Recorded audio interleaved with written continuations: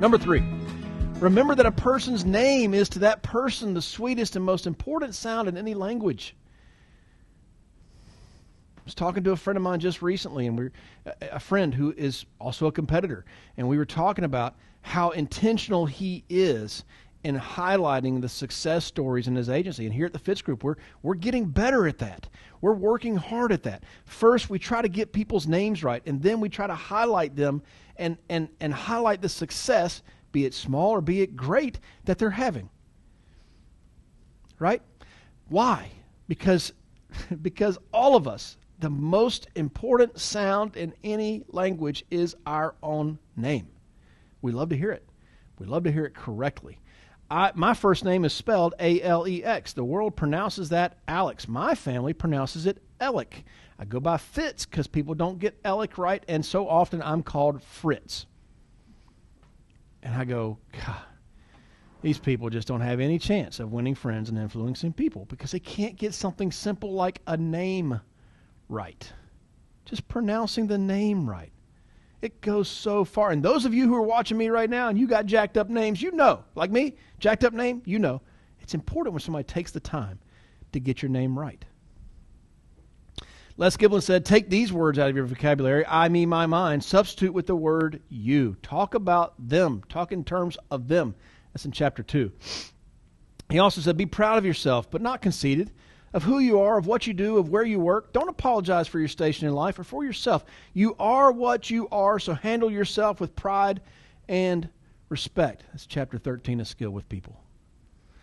Remember that your name is the most important word in any language. Remember that. Be proud of that. I remember as a kid, I was always embarrassed by my first name because Alec, nobody could get it right. Alec, it almost sounded like somebody's like they're throwing up or something, they're burping. You could burp my name, right? It's like I was embarrassed by that. Remember back in the day, and we'd call into radio stations, and we'd request a song so that they would play it, and we could record it on our cassette tape. Some of you guys don't remember that; you're too young. But those of us, my generation, Gen X, remember we used to do that. It was awesome. I always called into the radio station. I never told them my name was Alec because I didn't want to have to explain it. I said my name was Eric. And they'd say, this one going out to Eric in Burlington, North Carolina, whatever. And I'd hit play, hit record. Quick, get that recording. Remember we used to do that? I was always embarrassed by my name. But then I realized my name means loyal warrior. And I realized, well, that's pretty cool. Loyal warrior. I like that. And it's who I am. And so I really stepped into that. You need to feel the same pride about your name, about where you are in life. Maybe you're not where you want to be. Who is? Take ownership of where you are and where you're going and be proud of that. Number 4, be a good listener. Encourage others to talk about themselves. Be a good listener. That means you need to shut up. Have you ever talked to somebody and you're just thinking, I wish they would shut up. I wish they would shut up so I could talk. I wish they would shut up so somebody else could talk. With my kids, that's one of the biggest pet peeves I've got is when they interrupt each other. Like, they were talking, you'll get your turn, just shh. It drives me nuts. But we all do it. I'm the worst at it. I totally interrupt people because I believe that what I have to say is so important. Don't we all? But if you can just stop, if I can just stop and be a good listener, people are going to like me more. They'll like you more. Encourage others to talk about themselves. Les Giblin says a good listener always winds up far ahead of a good talker in the affections of people. That's in chapter 5. Listen, you go to a party, who are the people you like the best at the party? The ones who got you talking about you the most. It's not the ones who talked about themselves the most. Those are annoying, right? And so often that's me. I get it. I'm working on it, right? We all can work on this. We all can be better at getting people to talk about themselves because then they'll remember us as somebody who cares. And really, we're just playing a game in our head of seeing if we get them to talk about themselves. Give people reasons to say yes to you. Ask yes questions. Give people a choice between two yeses. Expect to say yes to you and let them know they are expected to say yes. That's in chapter 8. Ask yes questions. I love, one of the things I love doing when I'm interviewing an agent, to come on board, and I'm scheduling them for the next appointment. Maybe it's for, setting them up to get scheduled for their class, to study for their license, and to study for and to take their state exam. Getting all that set up. I'm setting them up with Melissa for that. I love demonstrating that we know how to sell by saying, all right, looks like Melissa's got time available Tuesday and Wednesday. Which day's better for you? Oh, Wednesday, great. Is morning or afternoon better for you? Oh, morning is? Okay, I got earlier in the morning, like 10, or later around 11:30. Which time is better for you? Yes questions. Yes, yes, yes, yes, yes questions. All they could answer was yes. And occasionally, I get that prospective agent coming on board that says, I see what you're doing there, and I like it. That's good sales. That's how it works. Give people a choice between two yeses. Expect people to say yes. I don't ask questions expecting a no. I ask questions expecting a yes. Occasionally I do get the no, but that's okay. I'm expecting the yes, and the way you ask the question is how you get that yes. Number 5, talk in terms of other people's interests. Does it seem like it's sort of getting I always feel like when I read the book the first time, Dale Carnegie's book, I thought, this is getting repetitive. Yeah, it's talk about them. Get them to talk. Them, not you. Yes, yes, yes. It is repetitive. Talk in terms of the other person's interest. Les Giblin said, when you know what moves people, you then know how to move them. How do you get your kids to eat their vegetables? Promise them dessert.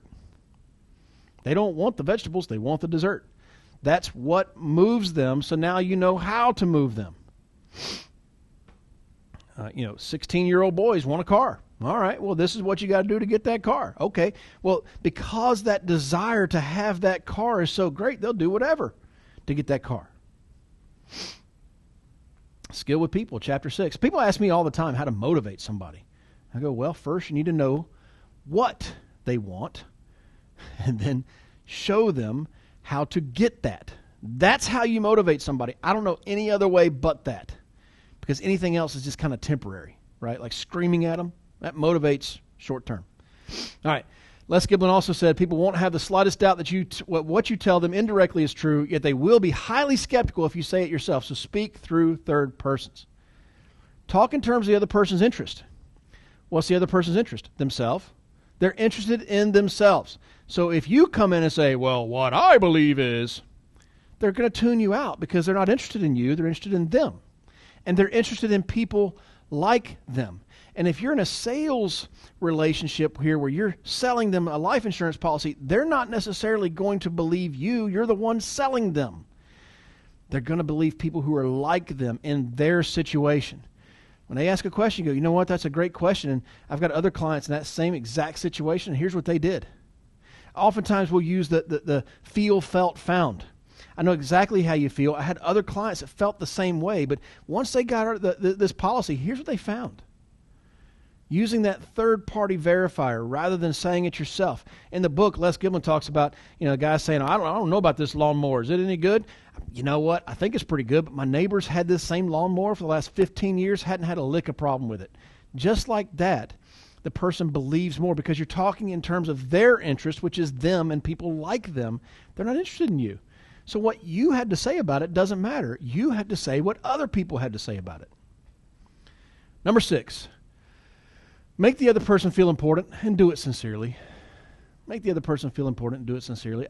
There's been people in my life, I can just tell when somebody wants something from me, and the more successful financially that we've been, the more people come out of the woodwork asking for money, right? And I just go, you don't actually care about me. You just want some money. Why don't you just ask me for money? I'd respect you more if you just straight up asked rather than acting like you care, right? Be sincere. When you're talking about other people, when you're making them feel important, be sincere. Oh man, you're just so great. I love you. I just want to be around you. I can't stand when people are like that, man. Be sincere. Try to be somebody's friend, not their salesperson. Okay? Les Giblin says the more important you make people feel, the more they will respond to you.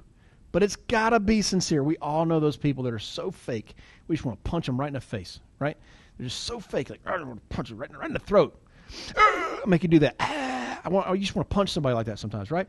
So it's because they're not real. They're not sincere. You got to do it sincerely. That was in chapter 3 for Les Giblin there.